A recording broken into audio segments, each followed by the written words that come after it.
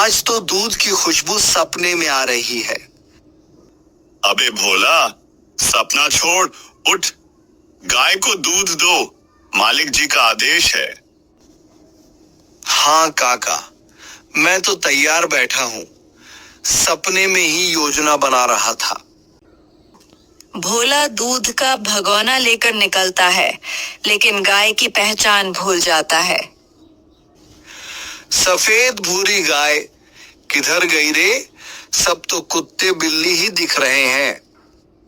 इसी बीच कालू गुंडा का कुत्ता शेरू पेड़ से बंधा होता है, भूंकता नहीं, चुपचाप बैठा होता है। वाह, आज तो गाय बड़ी समझदार लग रही है, एकदम शांत। आजा बिटिया, दूध का टाइम हो गया। भोला भगोना आगे करता है और शेरू को पिला देता है।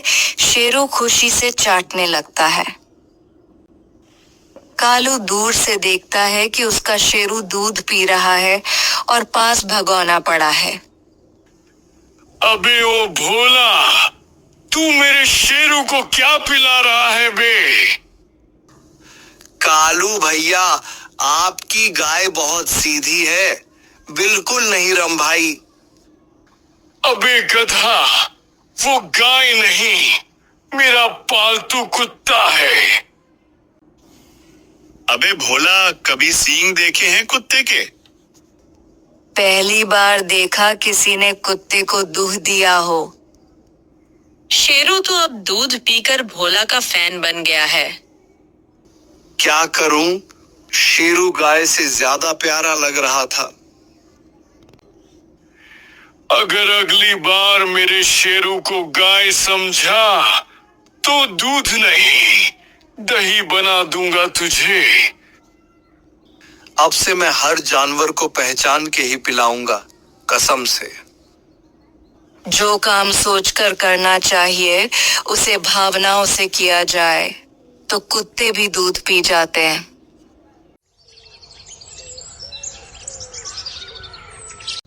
गांव के बाहर भोला एक पेड़ के नीचे बैठे बाबा को देखता है।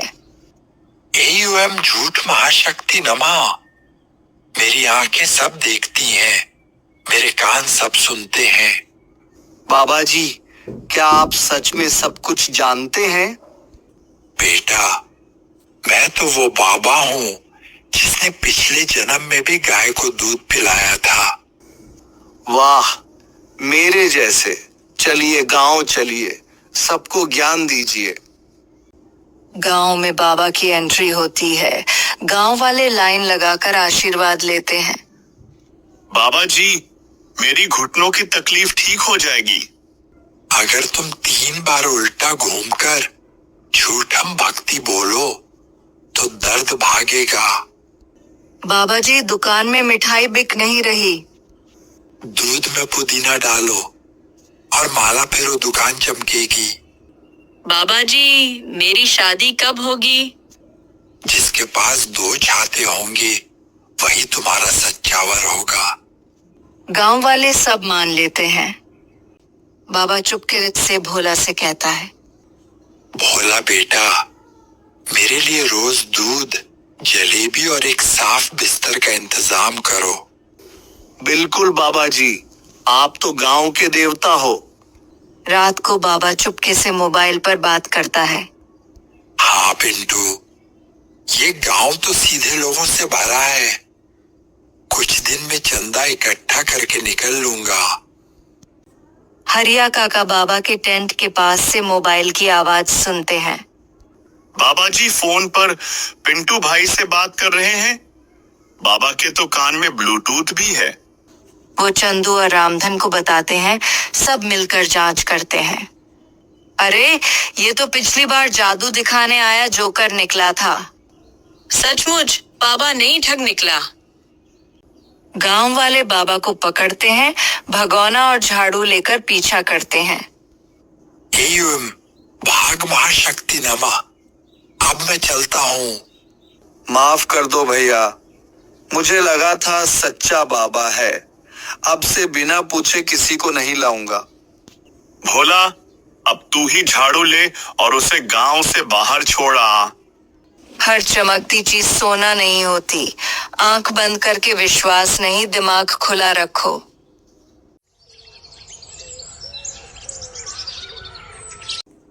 गांव की गलियों में भोला एक पुराना केतली और मटकी लेकर खड़ा है। खांसी की गारंटी वाली दवा, एक चम्मच लो, खांसी उड़न छू। उसके पीछे एक लकड़ी का बोर्ड टंगा है। भोला आयुर्वेद, 100% देसी, 50% समझदारी। अबे भोला, तू डॉक्टर कब बन गया रे? काका, ये मेरी खुद की रेसिपी है। पुदीना, गुड़, हल्दी और थोड़ा सा हींग भी। चंदू हलवाई खांसता हुआ आता है। भोला बेटा, खांसी से जान निकली जा रही है, दे दो एक चम्मच। भोला चम्मच में काली दवा डालता है। चंदू काका, बस एक चम्मच और खांसी सीधी नाली में। चंदू दवा पीते ही हिलने लगता है। ओ माँ, सीने में नहीं, ये तो नीचे पेट में बजा दी बैंड। गांव वाले लाइन में लगते हैं सबको। खांसी की जगह कुछ और असर होता है। अरे, ये दवा पीते ही तो उल्टी जैसा लग रहा है। अबे शौचालय किधर है? खांसी गई नहीं पर पेट जरूर साफ हो गया। भीड़ से आवाजें आती हैं। ये तो सफाई अभियान चल गया रे। भोला, तू डॉक्टर है या पेट साफ करने वाला बाबा? दवा नहीं, बम फोड़ दिया रे। भोला, तूने दवा दी या मिर्ची वाला रस? काका, दवा में हल्दी ज्यादा पड़ गई थी शायद, थोड़ी हींग भी ज्यादा हो गई थी, थोड़ा पुदीना भी, मतलब थोड़ा सब कुछ। मतलब तुमने खिचड़ी बना दी और नाम रख दिया आयुर्वेद। गांव वाले भोला को पकड़कर हलवाई की दुकान पर ले जाते हैं। अब हर एक को एक जलेबी और एक समोसा फ्री खिलाएगा, वरना फिर से तेरी दवा पिलाएंगे तुझे। नहीं, अब मैं सिर्फ खांसी पे ही ध्यान दूंगा, पेट पे नहीं। और अगली बार डॉक्टर बनने से पहले इलाज खुद पे आजमाना। इलाज करने की कोशिश अच्छी बात है, लेकिन बिना समझ के किया इलाज तमाशा बन जाता है।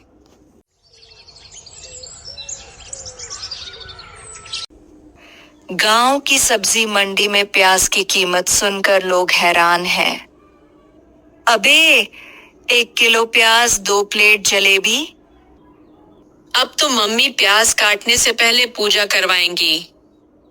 हम, अगर प्याज इतना भावुक मुद्दा है तो भाषण दूं क्या? गांव के चौपाल पर भोला एक लकड़ी की मेज पर चढ़ जाता है। गांव वालों, प्याज की यह हालत देखकर मेरा दिल रो पड़ा है और आंखें भी बिना काटे। सही कहा, सही कहा। आज अगर कोई हमारे आंसुओं का जिम्मेदार है तो वो है ये महंगा प्याज, और हम चुप नहीं बैठेंगे। भोला नेता बन गया क्या? कल तक तो वो प्याज से डरता था। अरे, अगर सब प्याज बांटने लग गए तो मेरा स्टॉक कौन खरीदेगा? प्याज चाहिए, प्याज चाहिए, भाव कम करो। कुछ लोग प्याज फेंकते हैं, 1-2 प्याज हवा में उड़ते हैं।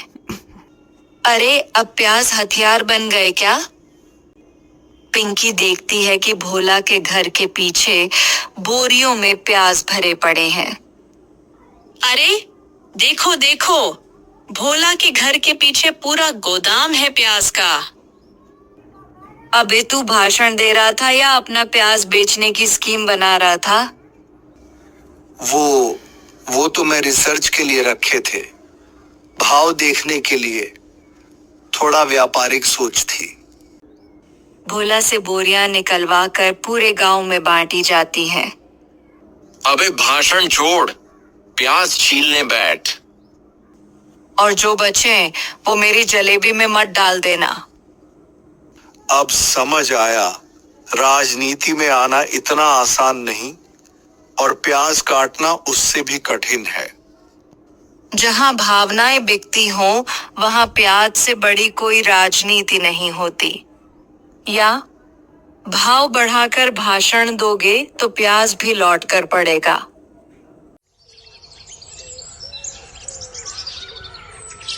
गांव के चबूतरे पर हरिया काका और रामधन बनिया में बहस हो रही है। तूने मेरी भैंस को खेत में घुसने दिया। तेरी भैंस ही मेरी सब्जियां चबा गई। भीड़ इकट्ठा होती है, सब चिल्ला रहे हैं। रुको, अब गांव में नया जज आ गया है। कौन जज? गधा। भोला गधे को फूलों की माला पहनाता है और एक चबूतरे पर खड़ा कर देता है। गांव वालों, ये है गधा जज, बिना पक्षपात, बिना रिश्वत। कम से कम इसके कान तो बड़े हैं, सब सुन सकता है। अब इसके आगे कौन बोलेगा? बोले बोले, जज साहब के सामने बोलो। हरिया काका और रामधन दोनों गधे के सामने अपनी बात रखते हैं। मेरी भैंस सीधी सादी है, उसे सब्जियां पहचान में नहीं आती। लेकिन वो दिन में 3 बार मेरी मटर खा जाती है। गधा हिनहिनाता। जज साहब का फैसला आया है, रामधन को हर दिन 1 गिलास दूध मिलेगा और हरिया काका को मटर की पौध लगाने की ट्रेनिंग दी जाएगी। वाह गधा जज, न्याय की मिसाल। पिंकी शिकायत करती है कि उसकी चप्पल कोई उठा ले गया। मेरी नीली चप्पल मंदिर के पास से गायब हो गई। वो तो मेरी दुकान के पास मिली थी। गधा हिनहिनाता। जज साहब का आदेश, दोनों की चप्पलें गधे के आगे रखी जाए। जो वह सूंघे वही असली मालकिन। गधा पिंकी की चप्पल सूंघता है। फैसला हुआ, पिंकी की चप्पल है, अब चंदू 2 दिन नंगे पैर चलेगा। वाह गधा जज, जय हो। भीड़ बढ़ती जाती है, लोग झूठे केस लाने लगते हैं। मेरी छत पे कबूतर ज्यादा क्यों बैठते हैं? मेरी छड़ी कौन खा गया? गधा थक कर हिनहिनाता और भाग जाता है। गधा जज भी बोल गया, अब बहुत हो गया भाई। अब अगला जज कौन होगा? कुत्ता, बिल्ली या खुद भोला? अगर लोगों की समझ न हो तो गधा भी जज बन सकता है। या जहां फैसला न हो रहा हो वहां मजाक भी हल निकाल सकता है।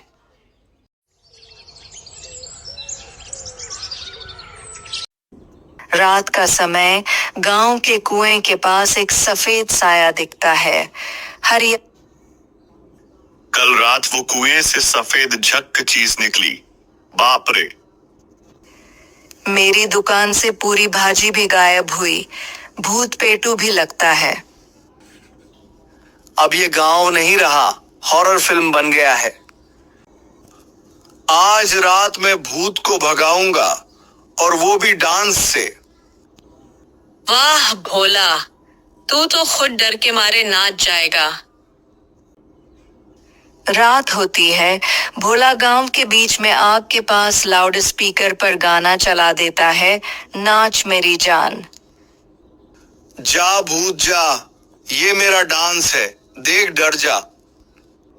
गांव वाले दूर से हंसी रोकते हैं। भूत नहीं गया, और हम सब पेट पकड़ के मर रहे हैं हंसी से। तभी सफेद कपड़ों में एक डरावनी आकृति दिखती है, पिंकी का भूत अवतार। अबे सच्ची में आ गया क्या? तू क्यों नाच रहा है मेरे लिए? क्योंकि डांस से तो कोरोना भी भागा था। पिंकी गलती से हंस पड़ती है और घूंघट गिर जाता है। अरे ये तो पिंकी है। तो तू थी जो मेरे ऊपर भूत फेंक रही थी? तू ही तो कहता था नाच से सब भाग जाते हैं, तो मैंने सोचा तू भी थोड़ा थिरक ले। भूत भागे या ना भागे, भोला का कमर तो हिल ही गया। अबे अगली बार पूजा कराना, नचैया पार्टी मत बनाना। चलो, कम से कम अब गांव में डर नहीं, डांस है। डर से नहीं, हंसी से लड़ो, और नाचना हो तो भूत के बहाने ही सही। या कभी कभी भूत नहीं होता, बस कोई हंसाने वाला होता है।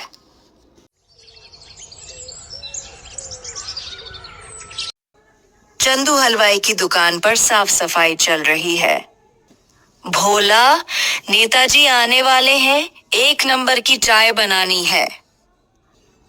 फिक्र मत कर चंदू भैया, ऐसी चाय बनाऊंगा कि नेताजी एमएलए से सीएम बन जाएं। बस इस बार चीनी कम मत कर देना। पिछली बार तो मीठे की जगह है और नमकीन मूड हो गया था। भोला जल्दी जल्दी किचन में चाय बना रहा है। 1 चम्मच चीनी, दूसरी भी। अरे, ये डब्बा क्यों अलग लग रहा है? भोला गलती से नमक डाल देता है। वाह, स्वाद में क्रांति। नेताजी गांव की शोभा बढ़ाते हुए दुकान पर आते हैं। इस गांव की चाय बड़ी मशहूर है, सुना है। चलिए पीते हैं स्वाद का वोट।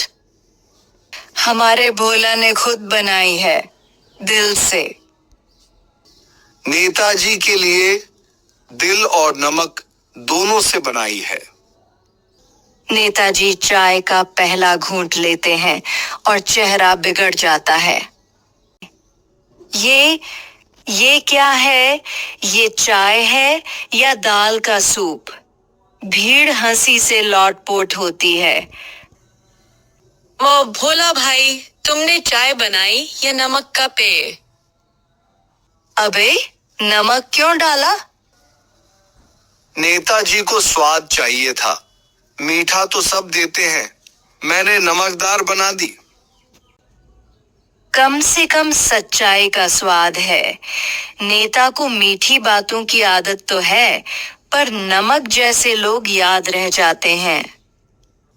तो तय रहा, अगली बार चाय नहीं, सिर्फ नमक की टिकिया देंगे। अब से मैं सिर्फ चम्मच धोऊंगा, चाय नहीं बनाऊंगा। स्वाद से नहीं, सच्चाई से जीत होती है, पर नमक ज्यादा हो तो मुंह बिगड़ता है। या हर गलती नुकसान नहीं करती, कुछ हंसी और यादें दे जाती हैं। तो दोस्तों, आज के वीडियो में बस इतना ही। अगर आपको वीडियो पसंद आया हो तो लाइक करें, शेयर करें और हमारे चैनल को सब्सक्राइब करना न भूलें।